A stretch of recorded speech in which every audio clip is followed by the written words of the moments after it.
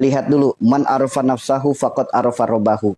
Dalam dunia pengobatan, tubuh kita itu memiliki wilayah-wilayah.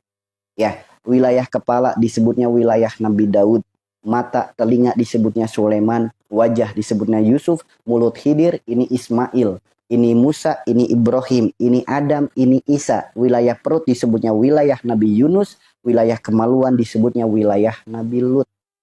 Ya, berarti lambung adanya di mana? Wilayah Nabi Yunus.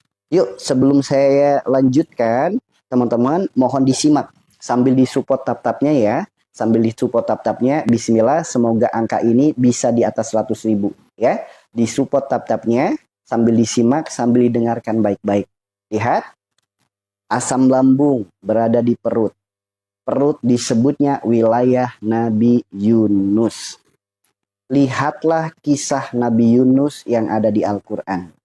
Kisah Nabi Yunus yang ada di Al-Quran adalah kisah yang sama persis bagi teman-teman yang terkena penyakit di perut.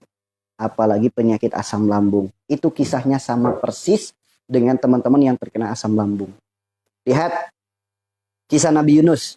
Nabi Yunus di Al-Quran disebutkan. Apa kisahnya yang paling viral? Nabi Yunus berada dalam perut ikan. Apa yang menyebabkan Nabi Yunus berada dalam perut ikan?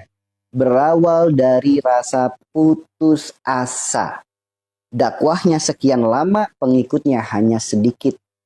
Saya tanya dulu nih teman-teman.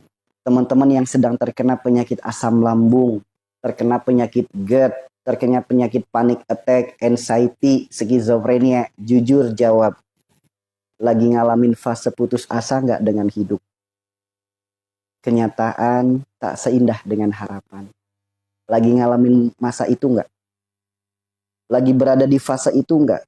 Putus asa dengan hidup. Kenyataan tak seindah harapan. Yuk, lihat. Nabi Yunus berawal dari rasa putus asa. Kemudian apa? Jadi keluh kesah. Jadi banyak ngeluh. Bahkan Nabi Yunus ngeluhnya diabadikan dalam Al-Quran. Apa ngeluhnya Nabi Yunus? Ya Allah, gantilah kaumku dengan kaum yang lain. Apa jawaban Allah? Dalam Al-Anbiya 87-88. Semakin mengeluh, semakin ditambah kesulitan. Sekarang saya tanya. Berawal dari rasa putus asa. Jujur, akhir-akhir ini hidupnya banyak ngeluh gak? Banyak gak keluhan-keluhan yang teman-teman rasakan? Semakin mengeluh ternyata semakin ditambah kesulitannya oleh Allah. Semakin datang masalah-masalah yang baru. Semakin datang cobaan-cobaan yang baru. Ini belum selesai, datang lagi masalah baru. Ini belum selesai, datang lagi masalah baru. Lagi ngalamin itu enggak? Lagi ngalamin itu enggak? Lihat. Dengan putus asa. Akhirnya Nabi Yunus lari meninggalkan kaumnya. Singkat cerita, ditegur oleh Allah, dimakan oleh ikan. Berada dalam perut ikan. Dalam Al-Quran disebutkan Nabi Yunus berada dalam perut ikan, berada dalam alam kegelapan. Sekarang saya tanya teman-teman. Teman-teman yang sedang terkena penyakit ini, sedang merasakan gelap nggak dalam hidupnya? Masalah terus datang silih berganti, cobaan hidup bertubi-tubi, gelap sekali hidupnya. Penyakitnya nggak sembuh-sembuh, segala masalah terus datang, segala ekonomi, segala pikiran masalah, apapun semakin rumit, semakin berat. Ngalamin itu enggak? Lagi ngalamin enggak gelap dalam hidup? Putus asa dalam hidup. Lelah, capek dengan hidup. Pengen mati tapi takut mati. Lagi ngalamin itu enggak? Lihat. Bagaimana cara Nabi Yunus keluar dari perut ikan. Bagaimana cara Nabi Yunus keluar dari perut ikan. Ini teman-teman, gerbang solusi bagi teman-teman yang terkena penyakit di perut. Bagaimana caranya keluar dari masalah yang ada di perut. Bagaimana caranya sembuh dari penyakit yang ada di perut. Nabi Yunus beristighfar. Istighfarnya diabadikan dalam Al-Quran. Apa istighfarnya Nabi Yunus? Ikuti. La ilaha illa anta. Subhanaka inni kuntu minaz zalimin. Perbanyaklah istighfar sebagaimana istighfarnya Nabi Yunus. Ya Allah, hamba mohon ampunanmu ya Allah. Karena hamba telah zalim pada diri hamba sendiri.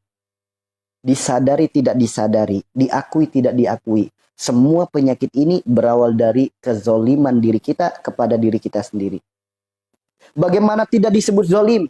Orang ketika lagi banyak masalah, banyak pikiran, banyak kekhawatiran, banyak kecemasan, secara otomatis makan tidak enak, tidur tidak nyenyak, makan jadi tidak teratur, muncul gejala asam lambung, panas perih di ulu hati sampai ke dada, sampai ke kerongkongan. Ngalamin nggak? Berawal dari apa? Banyak pikiran, banyak masalah, banyak kekhawatiran.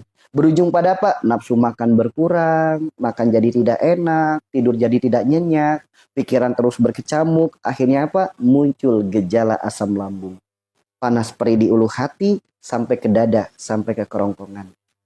Lihat, terkena asam lambung. Apa gejala asam lambung? Pikiran masih berkecamuk. Pikiran masih belum bisa istirahat. Masalah terus datang silih berganti. Pikiran makin berat, akhirnya apa? Muncul penyakit asam lambung.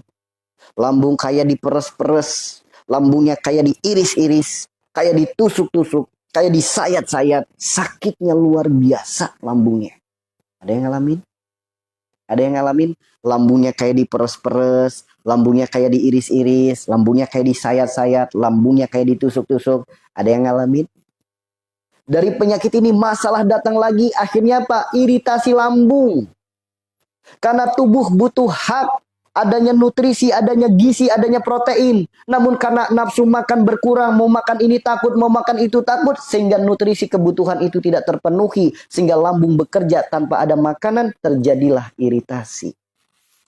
Dari iritasi lambung menghasilkan zat asam berlebih. Semakin banyak beban pikiran, lambungnya semakin membengkak. Membengkaknya lambung mengganggu ruang gerak jantung. Sehingga sakit dada sebelah kiri, sakit di ulu hati, sampai tembus ke belikat. Secara jasmani namanya penyakit GERD. Ada nggak yang terkena penyakit ini? Ya, sakit di ulu hati, sakit dada sebelah kiri, sakit sampai tembus ke belikat. Secara medis namanya penyakit GERD. Ada nggak yang sedang ngalamin penyakit ini?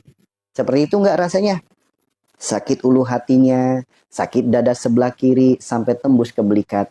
Perut selalu berasa begah, makan dikit mual, makan dikit nggak nyaman. Ngalamin itu? Ngalamin itu? Lihat, penyakit GERD disebabkan gara-gara jantung terganggu lambung. Lambung membengkak, mengganggu ruang gerak jantung. Jantung disebut kolbu, kolbu adalah hati.